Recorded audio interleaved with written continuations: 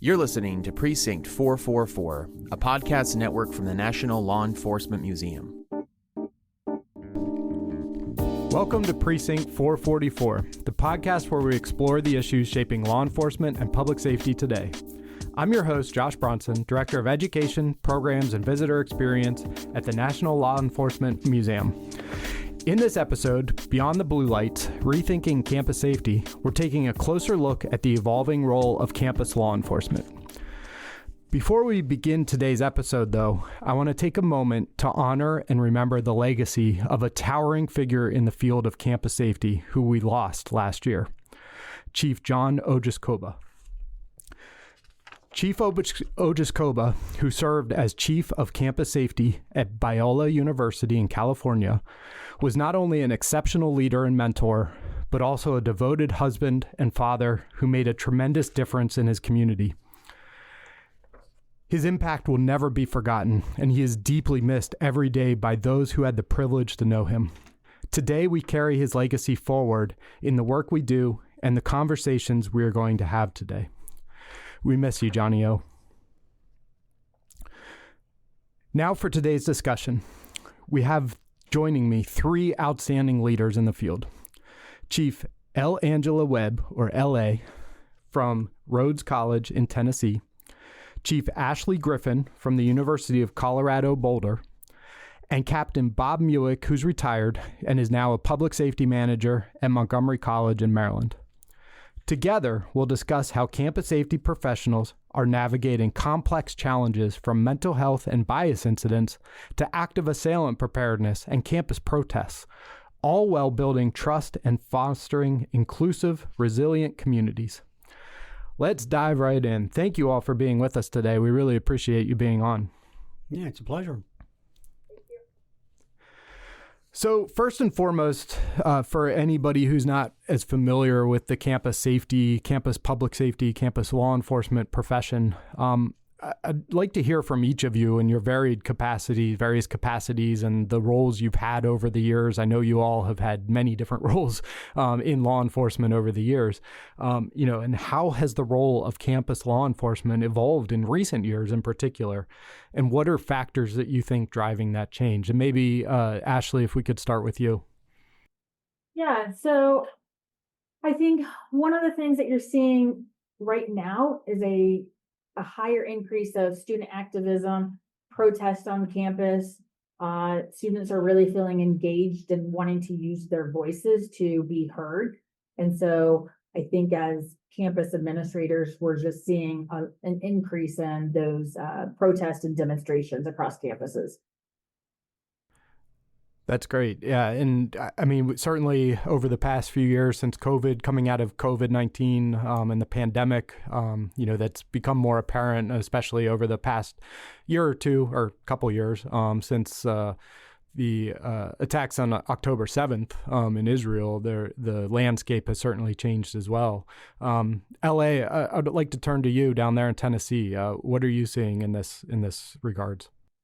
So I'm going to say the changes that I have seen as it relates to campus safety, we have gone from simply responding to incidents like fights or thefts or rule violations and things like that to more of a proactive and reactive model where we're educating, we're problem solvers, we're mentors. And with the goal of building relationships to prevent problems before they escalate.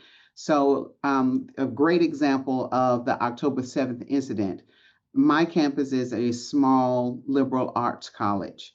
And so we have a nice sized population of students from both ends of the conflict. And there was one student in each group that was extremely passionate about their point of view. And that started to create a hostile environment for all the students in both groups and on campus. And so we had to be strategic with our thinking and with our process of how to allow the space for those students to speak, to feel, and to engage with one another. So I enlisted the help of our chaplain, which is something that typically you would not see law enforcement officers do. So I went to the chaplain and I was like, hey, you're really close with both of these organizations. Let's think of a way to kind of get them to unofficially come together so that we can talk through what issues may be happening and how they're feeling, because some of our students still had family members back home involved in the conflict, friends involved in the conflict, and they weren't able to be there to support their family or friends. So we had to be strategic thinkers in how our process operated. And we were successful with having dialogue that was meaningful for both groups and the two students that were extremely passionate. And in that dialogue, we were able to see a shift in the mindset of the students where they didn't want to protest. They wanted to see how they could be more supportive of each other. So I think with the diverse landscape of our student populations, we're much more than law enforcers. We are fostering safety, fostering trust, and we're also fostering guidance while at the same time trying to let our campus community see us as human. That's such a really great answer. I feel like, the more that we can do to be that bridge, as law enforcement, it's not just about enforcing the law, right? It's about creating safe communities, generally, and to create a program, where we're the bridge and we are able to explore our shared humanity, with different groups of people who, are hurting, and suffering in some way. I think that's, an excellent, example of what it is that has had to evolve over the years. And Bob, in your time, what do you see as sort of the factors that are driving the change that we've seen over the past couple of years? I mean, it really is the global geopolitics and local issues that we see nationally and internationally as well, of course, as the factors that we see then demonstrate themselves on our campuses. And it does come back to exactly what both of them said, right? It comes back to the relationships. When you're in higher ed, you realize that you're not just doing this job alone. You're in concert with other institutions within the university or the college. And so you establish those relationships and you work with each other to, bring a better resolution, help guide these students. These are young people, a lot of them first time away from home. They're discovering themselves. They're becoming vocal. This is the age that we expect them to be a bit more purposeful in voicing their opinions and whatnot. So it's working within that dynamic and understand how that operates. But to what both LA and the chief said, right, it does go back to the relationships with other departments on campus. It's not all on the campus police or public safety. It's the institution as an institution stepping up and dealing with an issue. Well, and along those lines, I mean, when you think about an institution, some of our listeners might not be as familiar with a college or university setup. It's a some of the campuses are basically small cities, right? Where you don't have a mayor or an county executive running things, but you certainly have a college president and a board of directors or board of trustees, something along those lines. And so there are a lot of unique challenges that are occurring in higher ed and on college campuses. A lot of different folks that you all have to work with in public safety, and a lot of different bridges that you have to connect. And so, LA, I'll start with you on this one. What unique challenges do campus safety leaders face compared to their municipal, state, local counterparts, federal counterparts? Ooh. How much time do we have, right? Right. If you look at the climate today, campus safety leaders, police chiefs are all responsible. And we're responsible for everything that goes right and everything that goes wrong, even when we had no knowledge of what went wrong or we had no involvement with what went wrong. We are still responsible for having knowledge of what went wrong and how we managed, mitigated, or was unsuccessful in handling a situation. And I think we're seeing that more and more in college worlds. Especially, I think 2025 was a terrible year for campus chiefs because we did have protesters on a lot of university sites, and they were building tents and they were taking over buildings. And it was almost like they did everything except take hostages. And so we're limited as to how we can respond and what that response looks like. And having to, I think, have 2020 hindsight while we're in the moment of trying to respond. It's almost impossible to Monday quarterback ourselves while we're in the moment. But we see that we're having to do that. And I think it was the downfall for some chiefs, or quite a few chiefs last year and even this year, not being able to manage it in the way that was acceptable to whoever was viewing it. And so that's a huge issue that we face. We could be, in our opinion, following the policy step by step, following our procedures step by step, following the guidelines step by step. We are proactive. We're providing pre-warnings. We're on these social media sites looking at the intel, and we're providing that. But when we get overruled with how something should be managed or handled, it becomes no longer in our control, but we are still responsible for when it doesn't go right. And I think that in itself is one of the largest challenges that campus chiefs are seeing, which kind of mimics what a municipal chief would see. You have a municipal chief of a large city. There's 1 million people in the city.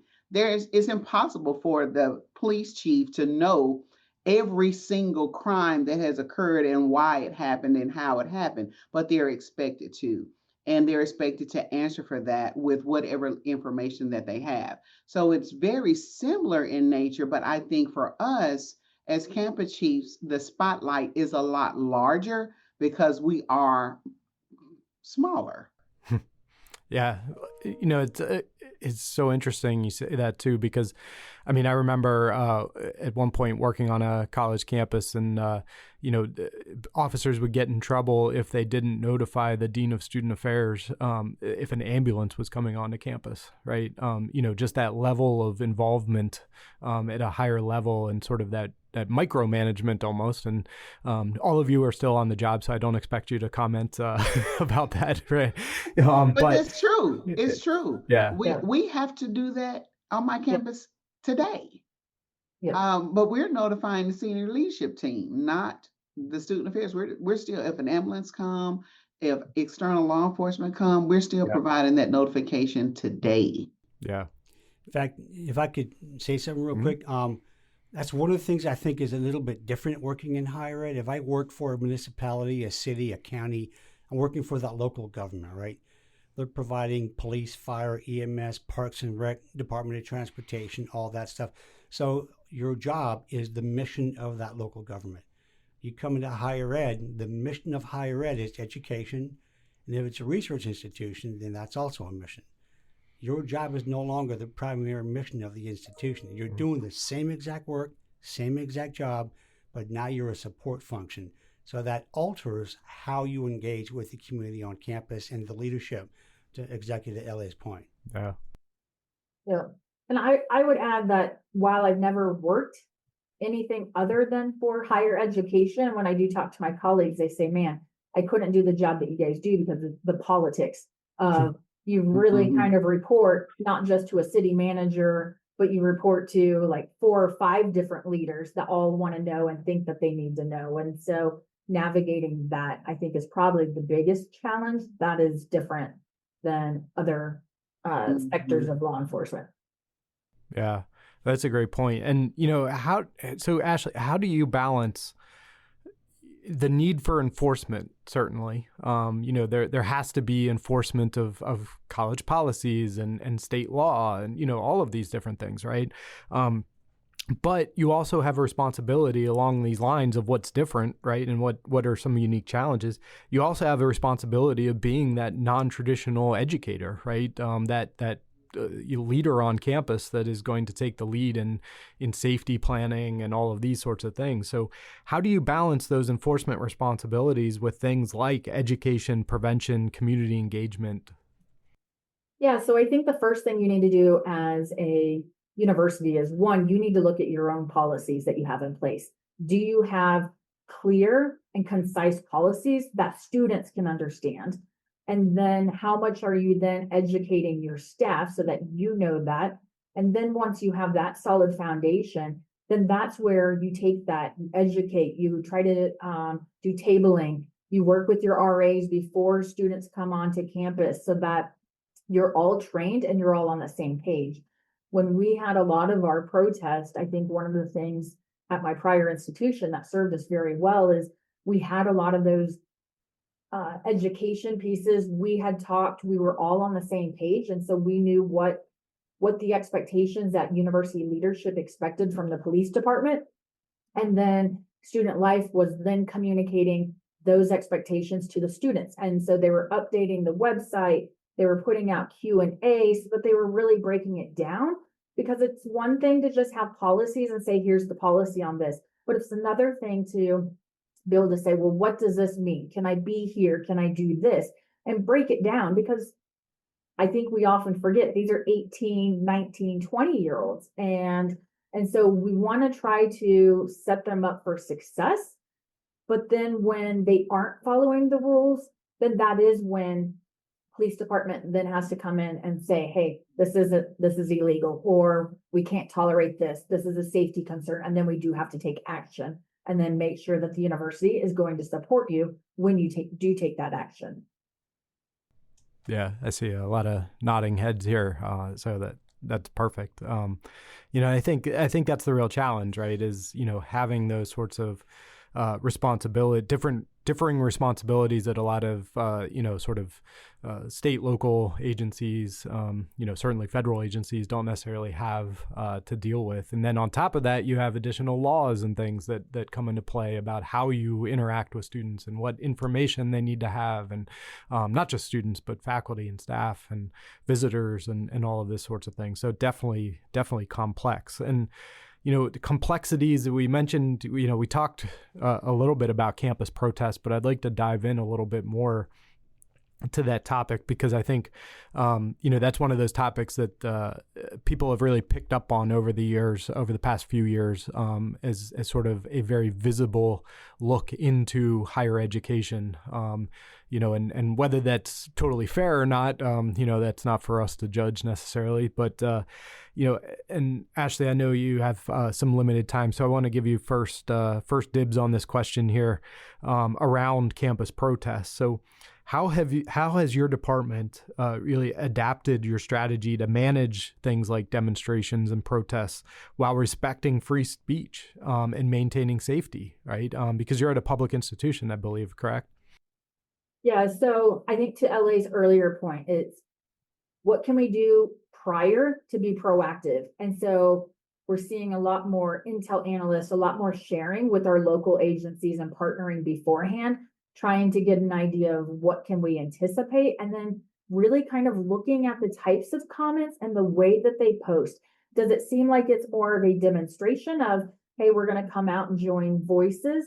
Or are they using language like, come out, let's teach them a lesson? They have maybe pictures of leadership with heads on stakes. That will kind of give you an indicator of what you can expect as a law enforcement administrator of what your crowd may look like. And then to the point earlier of really working with your community partners, stakeholders. And so it's a shared opportunity, and it can't be something that's just the police department needs to manage it. You're setting your police department up for failure if no one else is involved in taking accountability and working together.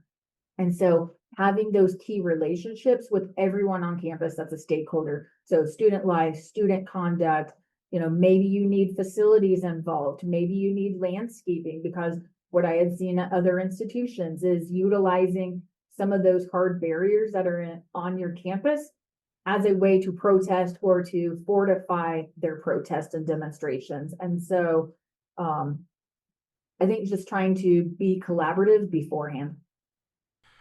Well, and so, LA, I want to go to you next, and then to you, Bob, because I think, so Ashley, you work on a public campus.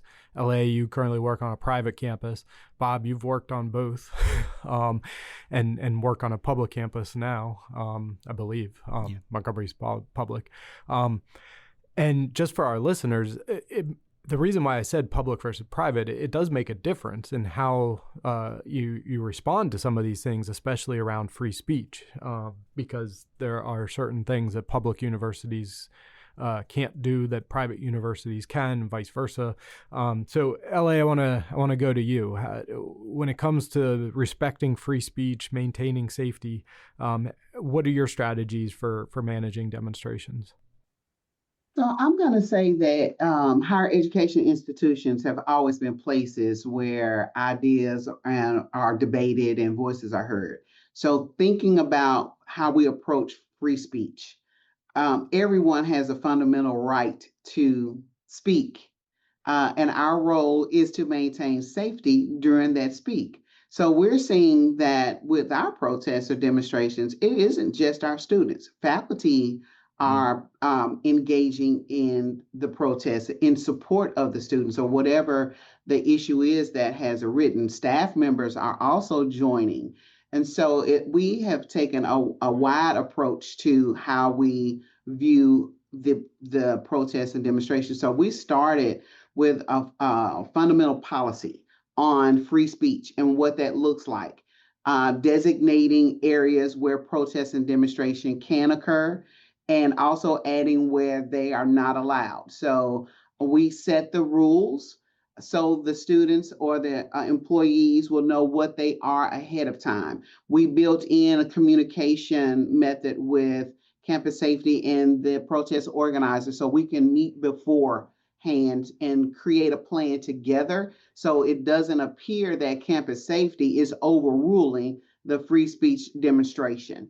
We also, and we just dealt with this last week, we had a dignitary on campus last week, and we knew that she was coming, and we had information that protests were going to occur. So partnerships, like Ashley said, are key, but not just partnerships on our campuses. Partnerships with our local law enforcement are instrumental. Having a good relationship with your local police or your sheriff's department or whomever is critical. And fortunately enough, here in my town, we all meet once a month. So the partnership is existing. It's not, I'm trying to figure out who to call in the moment of crisis. We meet every month. So we build relationship in advance. So when we were planning for our demonstration, our dignitary event last week, I was like, hey, in the meeting, hey, Bob, I need traffic enforcement. Hey, Joe, I need a drone. Hey, Susie, I need your task force. Because I did not want things to get out of control. I had no idea how many people to expect. And so at that moment, we're keeping the safety of the dignitary in mind, the safety of the campus community, and the safety of our protesters. And so I think that we focus on facilitating safe expression, not controlling it. And that is by building these relationships, having them in advance, a plan in advance helps to relieve tense situations. And when we went back and looked, we maybe had 100 protesters on campus. They had their monitor visibly identifiable with a vest on.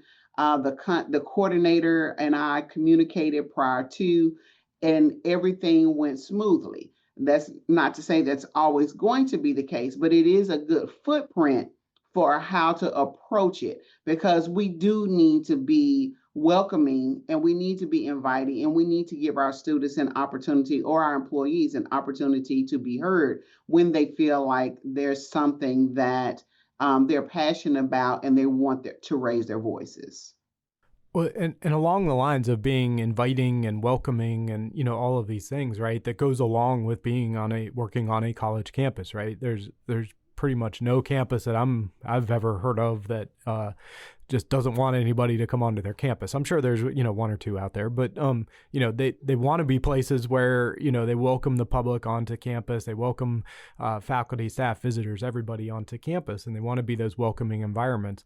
But when it comes to, things like demonstrations and, the rhetoric, and all of these things that are out there, speech is certainly one issue, but maintaining safety is certainly another that's come up very recently, even with the shooting of Charlie Kirk on a campus, right? So, Bob, especially with your background in emergency preparedness, I'm curious about that managing safety part of the demonstration that's occurring, or, when people are trying to voice their use their free speech, and something very tragic happens. Yeah, it's tough. It's tough because, and what we recommend for campus public safety agencies is reach out to where these visitors and speakers have come from, other locations they've spoken at, find out what their issues were they faced there, so you can kind of prepare for that. But then you're going to get that black swan event, right, where something happens at your campus that didn't happen anywhere else. And how do you predict that in advance? A lot of these folks will come with their own security details.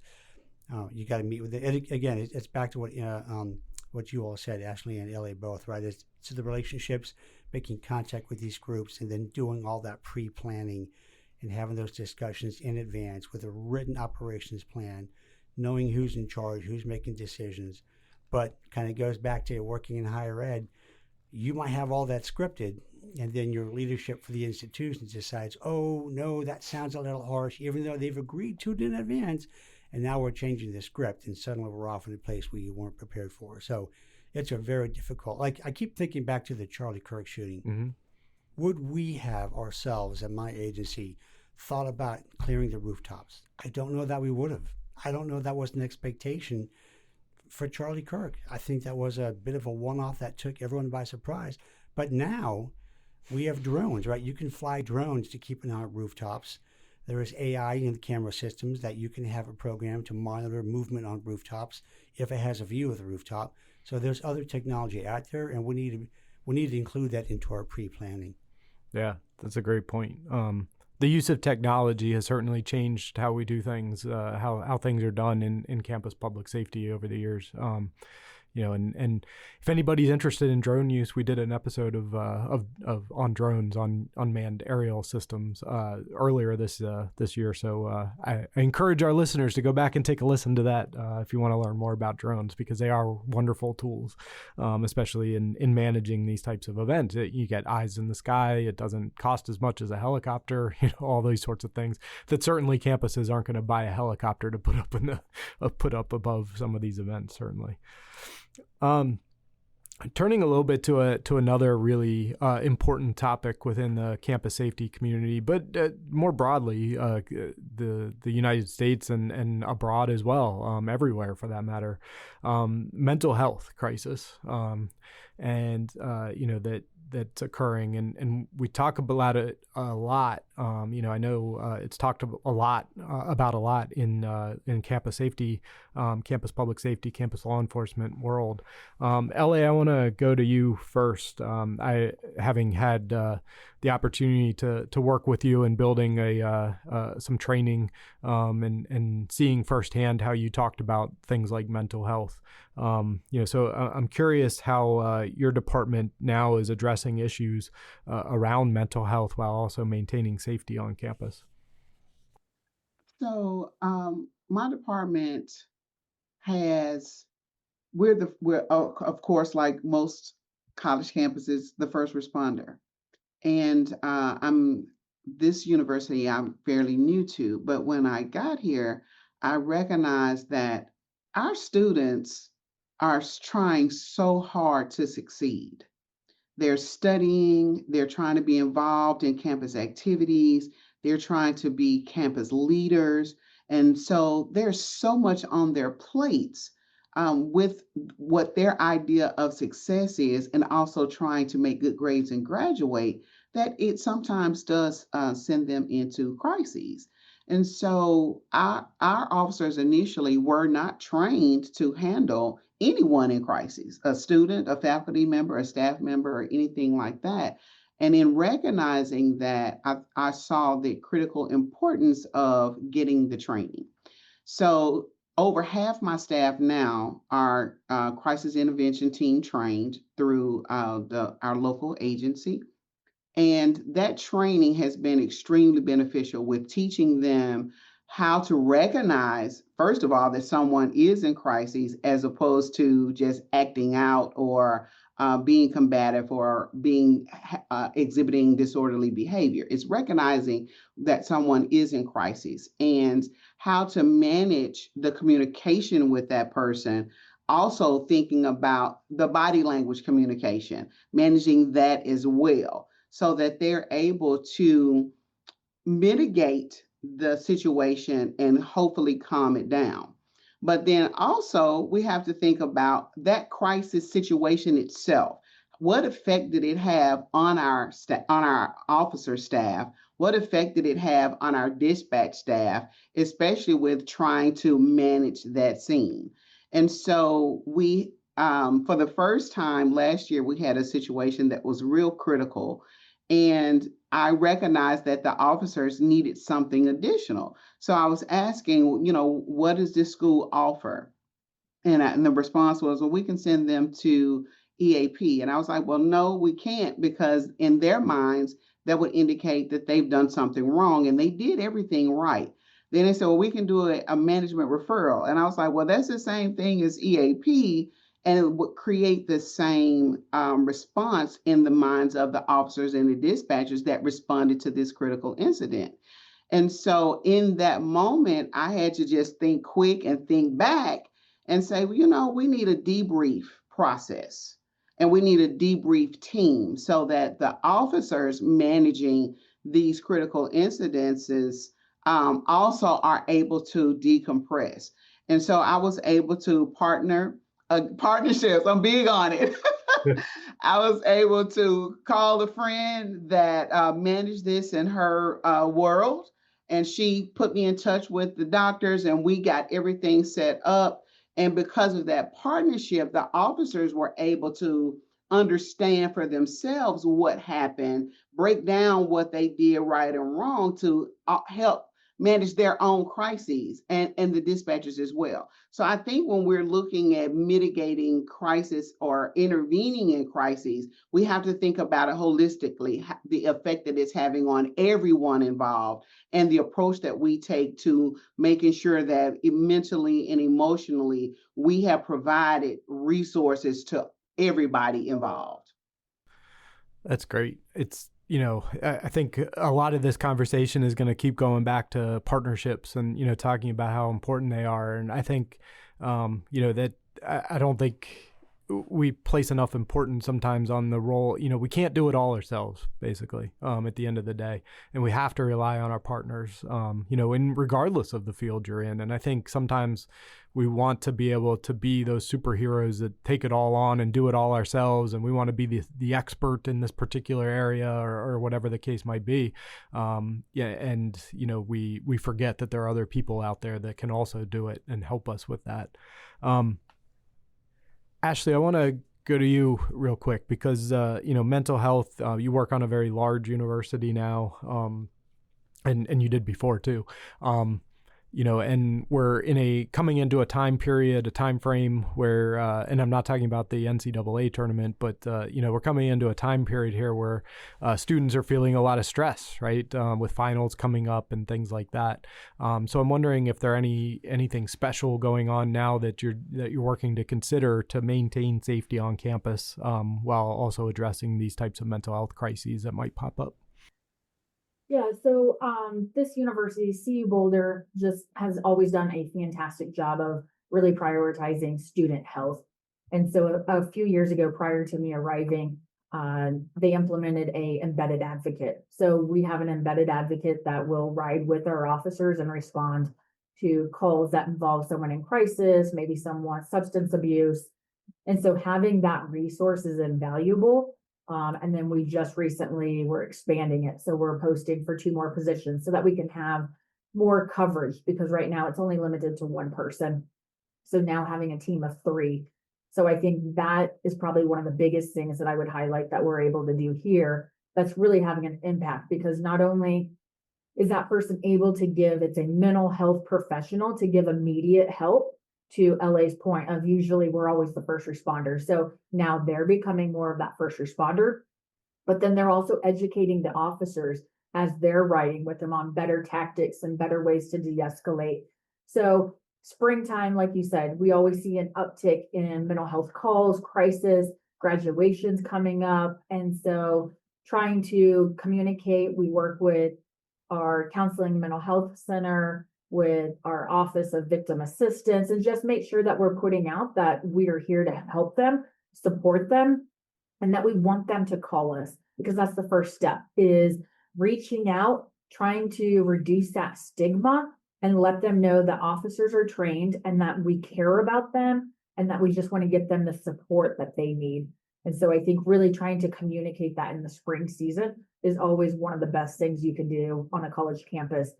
That is one of the biggest keys that I think we do get to see on a university, is our crime trends tend to be cyclical. They're very annual, so you can plan. And so I think that's one of the positives that we have working on a campus, is and you can plan for these things. That's such a great point, and sort of going back even to the conversation about what, some of the differences are even, in working, and to some degree you can sort of track trends when you're in a municipal department as well. I mean, there's an uptick in juvenile crime during the summer, for example, and things like that. But I think on a college campus, you can certainly track it even more so, right? Because you have people that are not there all the time, even, that go away for breaks and things like that. Turning the attention to another topic that's really critical right now, and always is, but right now, and Bob, I want to go to you, because Montgomery College is extremely diverse, and one of your previous institutions as well. Montgomery County, Maryland is one of the most diverse counties in all of the United States. And in fact, one of the cities in Montgomery County is the most diverse city within the United States. So I'm wondering what sort of strategies you all use, and you can go back to your time at previous institutions as well, but what strategies do you use to build trust with diverse student populations? Just like any other law enforcement agency in the country, trying to reflect the community that you serve. So we try to hire officers to reflect the community that we have. So diversity in the workplace for the officers, right? So we can hopefully get Spanish-speaking officers, people who speak other languages, to deal with those issues that we might have on campus. But that is a big part of it, right? It's the constant engaging, the partnerships that we've already mentioned. But I think for me, that's the big part of it, is to try to mirror the community. And it's hard. I just went through a hiring process. I had no female applicants, and I need more women at my campus. So we have 3 campuses in the county. I'm in charge of one of them. But it's hard when I don't have the applicants, right? So now it's trying to identify, how do we reach out to get more of a diverse applicant pool, and then making sure that they're qualified to then actually get the job. I'd suggest going back. You could listen to the 30 by 30 podcast that we just released very recently in celebration of Women's History Month back in March. So I would highly encourage check that one out and reach out to any of those folks, because there's some fantastic resources out there for that. And it is difficult, right? If the community doesn't see themselves in the officers, there is a level of trust there that is sort of more inherent, not completely inherent, but more inherent when you are able to interact with people that have shared similar backgrounds and things like that. And LA, I'm wondering what your thoughts are on this. So I'm going to say that what I have tried to do is make sure that our officers are visible in spaces you wouldn't normally see them in, so that our community brings them in as family. So like our Pride committee held a big event. So I told my officers, I said, hey, there's going to be a big event. If you're not on a call, come on over. They have food, speak, sit down, share a bite to eat. And I was actually volunteering at the event. And so when the officers, the two of them were walking over together, one of the persons said, oh my gosh, what did we do wrong? Is the music too loud? And so I stopped her and I said, well, no, no, they're not here for enforcement. They're here to celebrate what we're celebrating. And they're here to just mix and mingle and share a bite. And she was like, oh, you know what? That is such a great idea. And I feel so bad for thinking negatively when I first saw them. So I have really tried to work with pushing our officers to step outside of their comfort zones, to recognize their biases and work on them so that they not only feel safe in spaces they wouldn't normally be in, but I don't have to send an invitation. They know that these events are happening and they'll just go and they'll say, hey, I'm here to just see that everything is okay. Or I'm here just in case you all need a hand lifting something, or I'm on a golf cart if you need a ride. So we're trying to really take community-oriented policing to the next level, because that is what creates the sense of family. And to me, family is stronger than community. So if we're a part of the family, even when we make mistakes, and we all will because we're all human, our family will forgive, they'll understand and forgive, as opposed to beating us up and saying, well, you let such and such through the gate when you shouldn't have. And so I think that being visible and building the relationship and being consistent with how we operate is huge when it comes to preventing small issues, preventing large issues, and helping to de-escalate things that are potential. Because if we're family, our cousins are going to come to us and say, hey, I want you to know they're planning, to take over the building, or I want you to know this person is doing this and that. And so information comes a lot easier too when you're trusted. And I think that's the biggest thing that we're trying to push now is we are people that can be trusted. We are family, and you should expect us at the picnic. We coming to the party. So I think that approach has really helped with us being visible. So some visibility is not just the person seeing us, it's the person actually seeing us. I love that point about family too, and I'm reminded of the very first time I met you in person. Was traveling down to your campus there in Memphis, and to do some training with you all.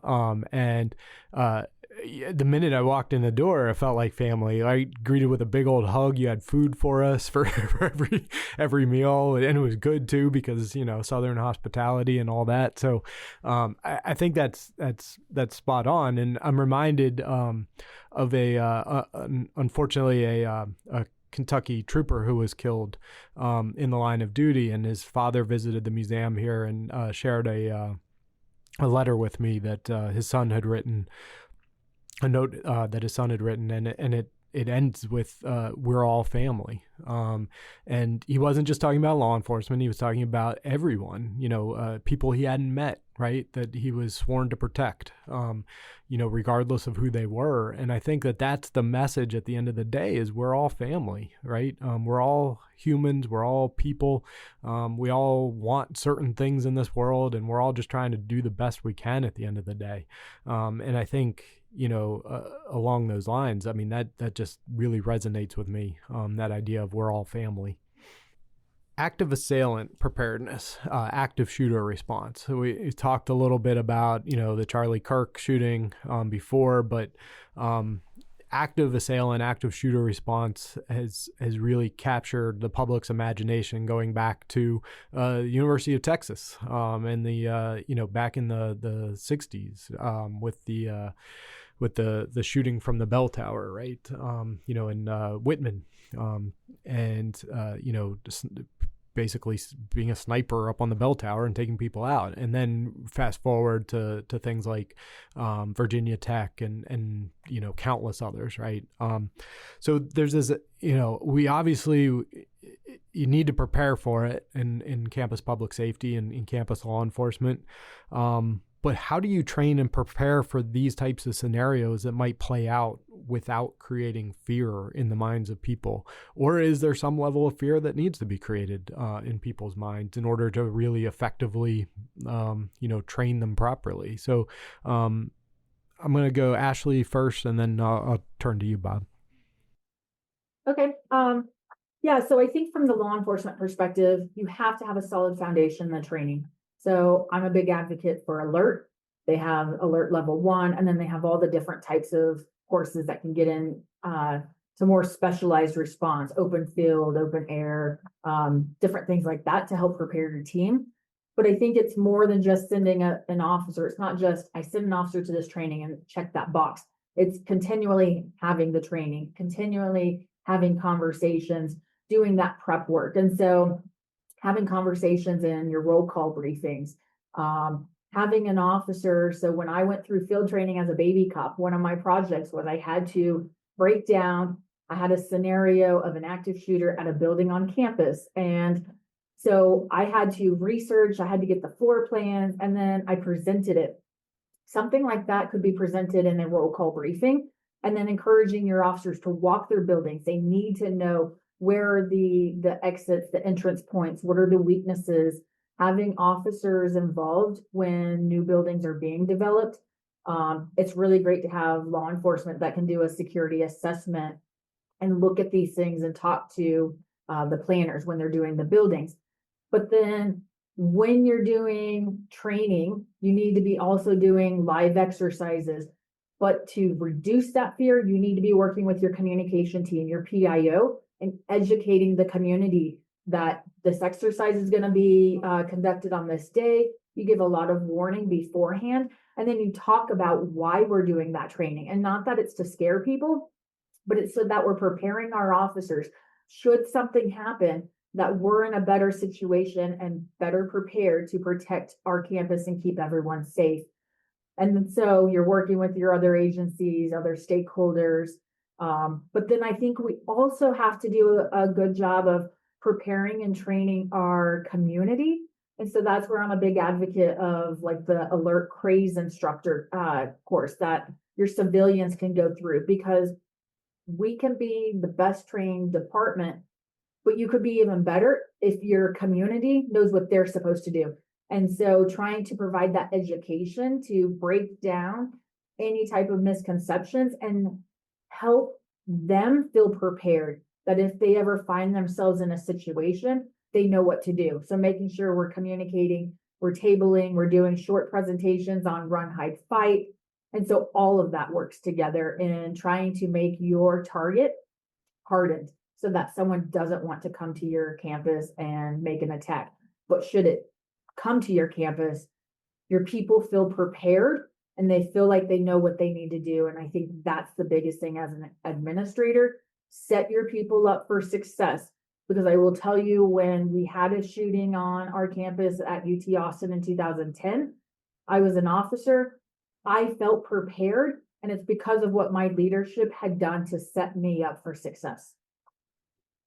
I want to go back Josh, to I just want to add one thing to Ashley's comment. Yeah. And it's something that I like to try to push to our community. Preparation is about empowerment, not fear. Mm-hmm. And so, and she said everything about being prepared and how to be prepared. And I think being prepared is truly about empowerment.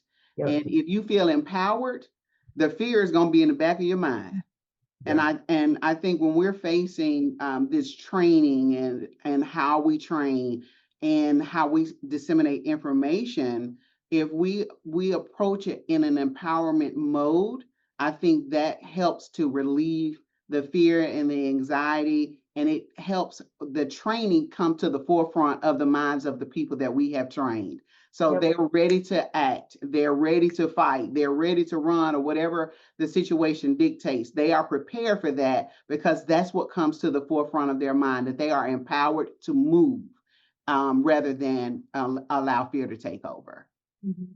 Yeah, I really like that reframing of empowerment because I think, look, in law enforcement, we deal with this sort of stuff all the time, right? We're constantly we walk into a restaurant and you're constantly thinking, okay, where are the exits? All those sorts of things, right? That's not what a normal person does, quite honestly, right?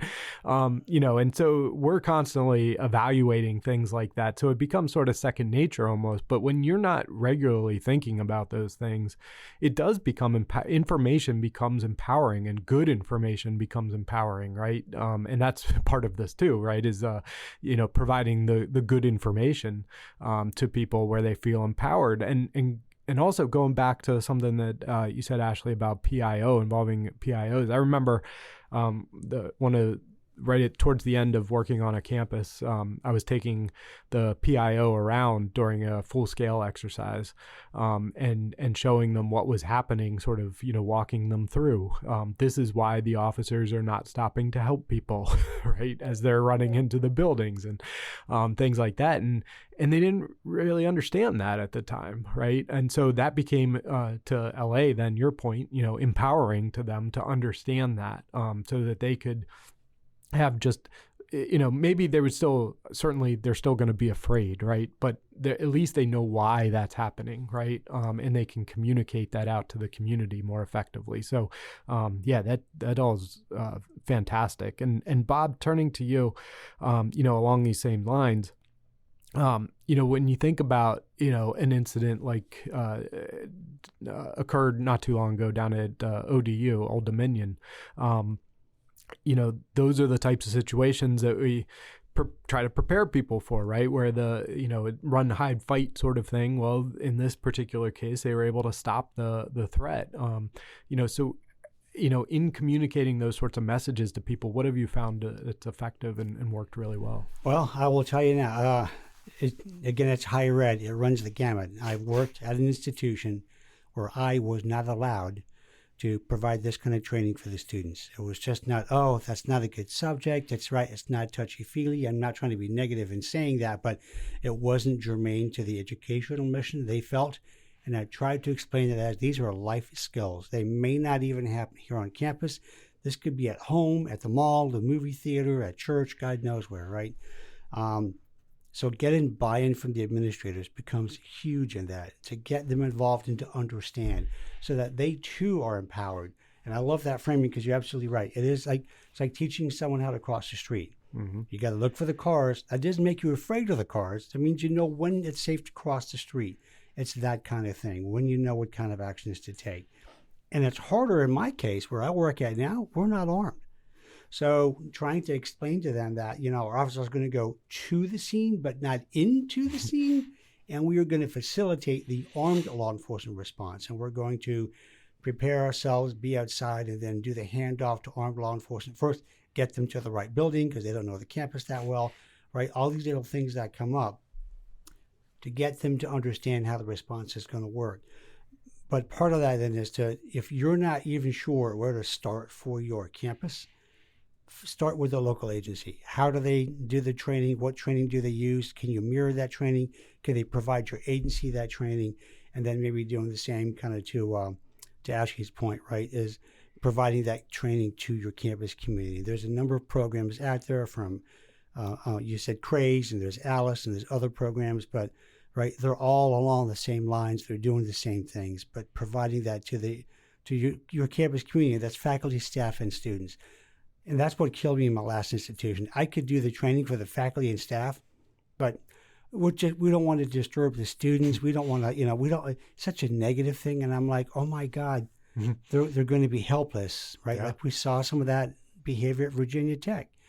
And then the big turnaround was inside ODU, where the students knew they were empowered to defend themselves and to kill the individual in defense of their own lives. And so that was legit. And we need to do better at that. But we need champions in the administration to let us provide that training to the campus community. Well, and any more too. I mean, you hear about it now when there's a shooting at a, even in a mall or something, right? Where, you hear from young people who are like, oh yeah, this is my third active shooter that I've actually experienced. Brown right? University. And I was like, my God, it's not just one that's traumatic enough, but this is more than one. Right. Yeah. And so they've been through this sort of training before. It's not new to them. They've been doing it in high school and, elementary school and all these places. And so, yeah, I think not being able to provide that it treats them like kids still. Correct. That they can't make those decisions for themselves and what's important, and sort of infantilizes them. Correct. Infantilizes Right. We them. actually leave them at it's like learned helplessness. Yeah. And we need to do better. Yeah, absolutely. All right. So, in the interest of time, I know all of you have been very gracious with the amount of time you've given to us here and our listeners. I want to ask a couple more questions, just to get at some final thoughts here. I'm interested how you measure success in campus law enforcement and campus safety beyond traditional crime statistics, right? Because crime statistics, evaluation of crime stats, and lower crime statistics are certainly important. But how do you really measure success when you think of, we're a good agency, that this is something that we take, that we're really serious about, and we don't, mess around. We do a really good job, but it's beyond those crime stats. So Ashley, I'll go to you, then LA, and then Bob. Man, I think it's tough, right? Because there's so many things that you could look at to define success. I think as a chief, I want my people to feel empowered. I want them to feel like they know how to handle themselves on the wide range of calls that they may encounter as an officer. Another thing that I would look at success is, how much is my community engaging in me, with us? Do they outreach to us? Because if they aren't, then that lets me know we need to do a better job of making them feel like we're family. If we're always the one outreaching to them, then we're missing the mark somewhere. And so if they're reaching out to us saying, hey, we have this event, we'd love you to come by, I think that is one sign of success, that you're establishing and building that relationship with your community. Absolutely. 100%. That's fantastic. Yeah. LA, you have anything to add? I think crime stats only tell part of the story when you're looking at success rates.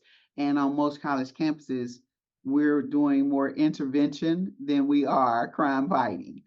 True success shows up in trust, engagement, and in community confidence. So it may show up in a small amount, it may show up in a large amount. And when a student stops us and says, thank you for doing a good job, or thank you for watching over me, or you didn't realize that when I walked across the parking lot and it was dark, you pulled over and asked me for a ride just at the moment that I was feeling insecure or unsafe. And so getting an email saying your people did great. And I'll give you an example. When we had the dignitary event last week, we had a lot of visitors on campus. And in our cafeteria, you have to swipe. So there was an alum that was here, a senior citizen, and was like, I just need a quick bite, like an apple or something. And so when she went to the cafeteria, they said, well, you have to swipe because even an apple is considered a meal. So one of our officers was like, you know what, don't worry. And the officer swiped the officer's card to pay for the visitor's meal. So when we got that email, to me, that was a true success story about our officer wasn't being watched or prodded or touched to say, hey, will you do this? And it was never a request, but it was something that was genuinely done out of care and concern because we are family. And so the alum sent us an email saying, hey, you know what? I will always come back, because the way that I was treated made me feel, even in the moment where it appeared that it was a hopeless situation for me, your officer came through, God bless me, with this whole meal instead of an apple or a little orange, that I was anticipating on getting. So to me, that's what success looks like, is getting those stories or those thank yous, however large or small they may be, to say, I appreciate the work that you do and I appreciate that you're here. I love that story. Thank you for sharing that. And it reminds me of when I was a younger officer, and long story short, a graduate, he just graduated, literally walked across the stage, brought his parents over and thanked me in front of his parents for how I had treated him through the years. And he wasn't the best kid in the world, right? He had his problems, but that moment, of growth, was really exciting to see as a, somebody in law enforcement. That's not something you get every day, especially outside of the campus environment. Bob, have anything to add? Ditto to all the above, because that's LA stole my thunder. When you get those notes, people bring food by to thank the officers, or they bring trinkets. Those moments mean there's meaning behind them, right? They could just send a simple email, but if you get a card, they took the time to buy the card, write the card out. That has a lot of value to it. My director, Adam Reed, has a thing he calls us ambassadors of the badge. We are as much the enforcers as we are the guardians, as we are the ambassadors for the institution. And he uses that to teach entry-level officers to understand their role in higher ed. And that kind of leads to the community policing, the extra, right, go the extra measure, extra mile. You're still doing your job. No one's taking any value or worth away from you, but you're providing a worth to the institution. And when they understand that, I think that tends to make things flow a bit better. No, that's, spot on. Fantastic. And that's a great way to look at it too. Ambassadors of the badge. I like that. All right. So, Ashley, I'm going to go to you first, then Bob, and then LA, I'll have you close us out. All right. So one piece of advice, not necessarily one word. I'm not going to put that sort of stringent parameters on this, but if you could give us one piece of advice to new campus safety leaders entering the profession today, what would it be? Well, I feel like I'm still drinking from a fire hose, being a brand new chief. You've been a leader for a long time. But I think doesn't matter what position you are, if you are a true leader, caring about your people and your community, because through that, your actions are, if you truly care, your actions are going to support that, and it treats the root cause of other things. And so caring about your people and through everything, trying to lift and mentor them up would probably be my biggest advice. Actually, there's something I learned in the Army a long time ago, right? Number one job is to take care of your people. Mm-hmm. And if they feel taken care of, then they're more likely to take care of the community, which is the overall goal. And as long as you understand the role on campus, you're going to be absolutely fine. Oh, that's good advice. LA. So, shameless plug. I'm going to say to remember that this is a service profession and that we should listen first and act second. But more importantly, the Fallen Officers Memorial reminds us of the sacrifices made by those who came before us. So the best way to honor that legacy is by leading with integrity, building trust, and committing fully to the communities we serve. I'm not opposed to a shameless plug whenever you want to make one. So that's no, but you're absolutely right. You're all absolutely right. This has been a really great conversation. I really appreciate it. A lot of good words of wisdom, whether you're in a campus environment or not. Most of the things we talked about certainly are specific to the campus environment, but that doesn't mean they're not applicable outside the campus environment as well. So I really appreciate you all for joining us for this really important conversation on campus safety. It's a really big topic, for everyone in this country to really understand more about. A great big thank you to our guests, LA, Ashley, Bob. Thank you so much for sharing your insights and experiences with us and our listeners. As campuses continue to evolve, so too must our approaches to safety, engagement, and collaboration. For more resources and information, please check out the links in our show notes. Until next time, stay safe, stay informed, and keep the dialogue going. Please subscribe to Precinct 444 on your favorite podcasting platform to stay connected and to receive our latest content as soon as it drops. We would love to hear from you. Send in your questions, comments, and feedback to precinct444@nleomf.org. You can help us make our content even better. The National Law Enforcement Museum is located at 444 East Street Northwest in Washington, D.C., and is dedicated to telling the story of American law enforcement. We expand and enrich the relationship between law enforcement and the community through educational journeys, immersive exhibitions, and insightful programs. Find us online at lawenforcementmuseum.org and stay tuned for more podcast content from Precinct 444. Until next time, stay safe. We'll see you at the precinct.